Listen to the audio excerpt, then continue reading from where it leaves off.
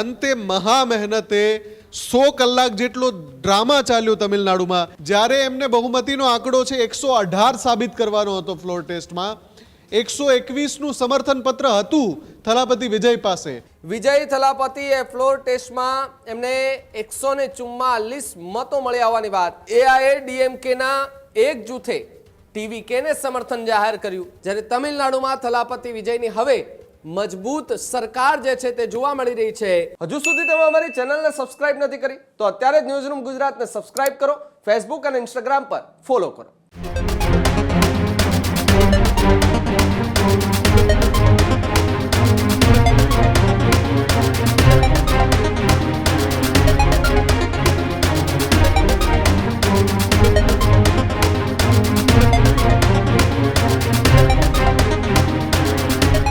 સમાચારોમાં હાલ વિગતવાર વાત કરીએ તો સમાચાર તમિલનાડુથી સામે આવી રહ્યા છે. તમિલનાડુમાં વિજય થલાપતિ કે જેઓને સીએમનું શપથ લેતા પહેલા જે ટ્વિસ્ટ સામે આવ્યા હતા, 2 ધારાસભ્યોના સમર્થન એમને નહોતા મળતા, પરંતુ અંતે એમના પણ સમર્થન મળી ગયા અને હાલ તમિલનાડુમાં થલાપતિ વિજયની મજબૂત સરકાર જોવા મળી રહી છે.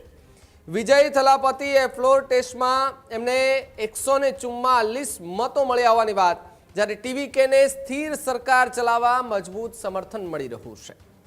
121નું સમર્થન હતું તો બીજા 23 મત વધારાના મળ્યા છે. ત્યારે એઆઈએડીએમકે જૂથના બળવાખોર ધારાસભ્યોના તેમને મતો મળ્યા છે.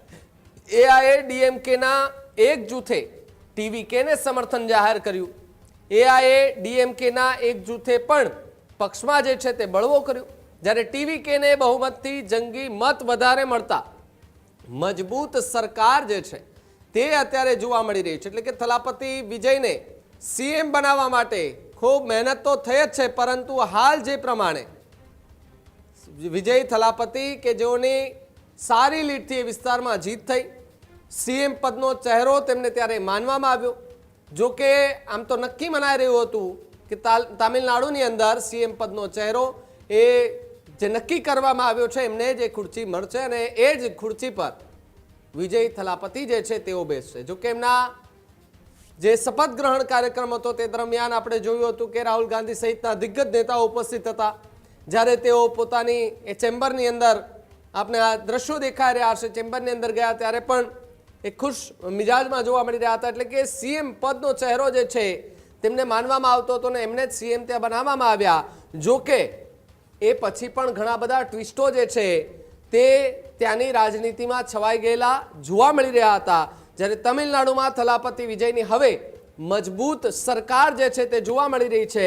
થલાપતિ વિજયને ફ્લોર ટેસ્ટમાં 144 મતો મળ્યા હોવાની વાત છે, જ્યારે ટીવીકેને સ્થિર સરકાર ચલાવવા માટે મજબૂત સમર્થન જે છે તે મળી રહ્યું છે. ત્યાંની ન્યૂઝરૂમથી મારી સાથે મુફદ્દલ જોડાયા છે. મુફદ્દલ, જે રીતે તામિલનાડુની એ ચૂંટણી અને ચૂંટણીમાં અનેક એવા ટ્વિસ્ટો સામે આવ્યા, સીએમ બનવા માટેનો જે ચહેરો નક્કી કરવામાં આવ્યો હતો, આખરે ચહેરો નક્કી તો થઈ ચૂક્યો છે અને સીએમ એ બની પણ ગયા છે, પરંતુ જે ફ્લોર ટેસ્ટની વાત કરવામાં આવી રહી હતી 140 કરતાં પણ વધુ મતોથી મજબૂત સરકાર વિજય થલાપતિની જોવા મળી રહી છે.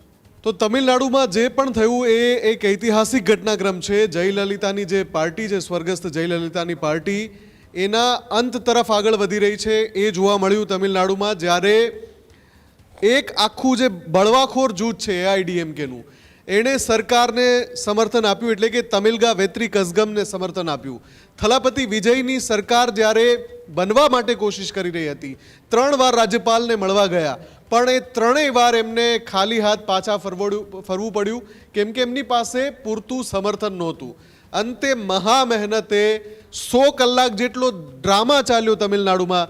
એ પછી ટીવીકે પાસે 121 બેઠકોનું સમર્થન આવ્યું, પણ એ પછી એઆઈડીએમકેના એક જૂથે જાહેરાત કરી કે સમર્થન તો અથવા તો જનાધાર તો છે એ થલાપતિ વિજય સાથે છે, એટલે અમે પણ એમની સાથે છીએ. અને એ પછી જ્યારે વિધાનસભામાં આજે ફ્લોર ટેસ્ટ થયો, જ્યારે એમને બહુમતીનો આંકડો છે 118 સાબિત કરવાનો હતો ફ્લોર ટેસ્ટમાં, 121નું સમર્થન પત્ર હતું થલાપતિ વિજય પાસે, પણ જ્યારે મત પડ્યા તરફેણમાં તો 144 પડ્યા. એટલે કે સમગ્ર એઆઈડીએમકેના 2 ફાંટા પડી ગયા અને અત્યારે અસ્તિત્વનો જંગ એઆઈડીએમકે લડી રહી છે એવું ત્યાં સાબિત થઈ ગયું તમિલનાડુમાં. અને બીજી બાજુ જે સૌથી અગત્યની બાબત એ છે કે જ્યારે પણ કોઈ રાજ્યમાં વિધાનસભાની ચૂંટણી થાય તો એમાં કરોડો રૂપિયાનો ખર્ચ થતો હોય છે અને પ્રજાના ટેક્સના નાણાં હોય છે. એ જ્યારે પરિણામ આવે અને ત્રિશંકુ વિધાનસભા હોય અને જો એમાં ફરીથી ચૂંટણી કરવાની નોબત આવે, માની લો કે તમિલનાડુમાં થલાપતિ વિજય સરકાર ન બનાવી શક્યા હોત અને રાષ્ટ્રપતિ શાસન લગાવવું પડ્યું હોત અને 6 મહિના બાદ ફરીથી વિધાનસભાની ચૂંટણી કરવી પડી હોત, તો ફરીથી જે કરોડો અબજો રૂપિયાનો ખર્ચો થાત એ પ્રજાના ટેક્સના નાણાં વેડફાવાના હતા.